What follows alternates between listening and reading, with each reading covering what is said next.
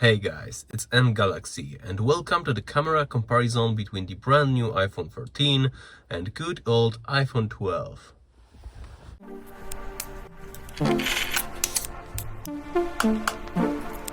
So first of all, since Apple added sensor stabilization to the new iPhone, let's have a look at how it compares to the old generation side by side. And as I'm walking, you can notice both are doing a really good job, and I can't say that I see any major difference between the two. But when I started running in those more challenging conditions, the new iPhone appears to be definitely ahead of the old one. Don't get me wrong, both look good, but the footage coming from the iPhone 13 is just noticeably more stable.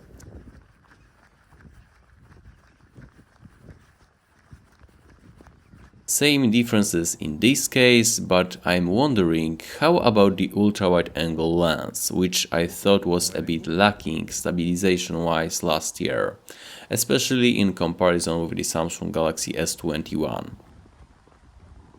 Well, indeed, the iPhone 13 footage is definitely more crisp and free of those annoying little shakes as the result of that improved stabilization. I'm wondering how it will compare to the next year's Galaxy, but that's the topic for a future video.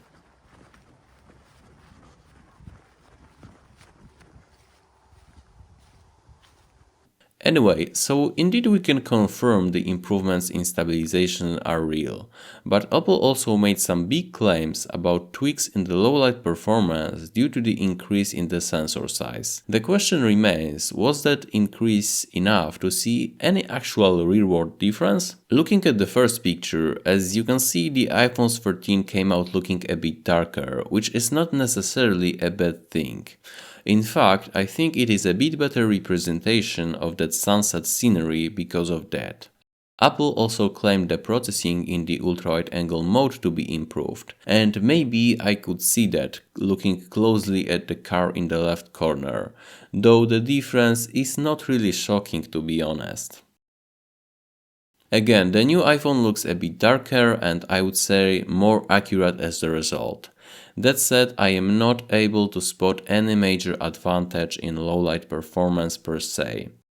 Even more crows in here and going into the crop, I don't know, I just don't see any improvements either. Once again, the iPhone 13 picture is a little bit darker, which like I mentioned, I consider as a good change.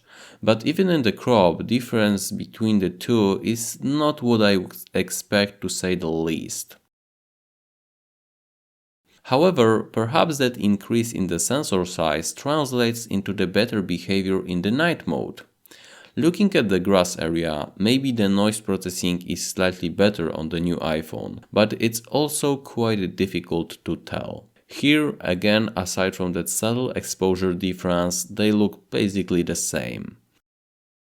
Honestly, that supposed upgrade in the low light performance sounds more like a marketing ploy to me, rather than some significant change. Having said that, improved stabilization and a tad better noise handling did some good to the low light video quality. As you can notice, the footage looks not only more crisp, but also more clean compared to the iPhone 12.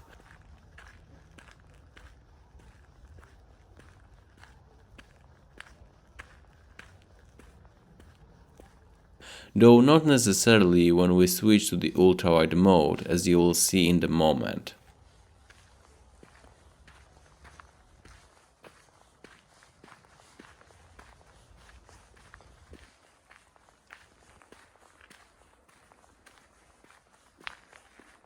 But since we have a bigger sensor, maybe the dynamic range changed, for example. Unfortunately, I don't see that either. Both are basically identical. And again, pretty much the same dynamic range and color science as well. As you can see, the same goes for the ultra-wide angle too. And I could show you dozens of pictures more I've taken, but I guess there is no point to that. The dynamic range and color science just didn't change at all.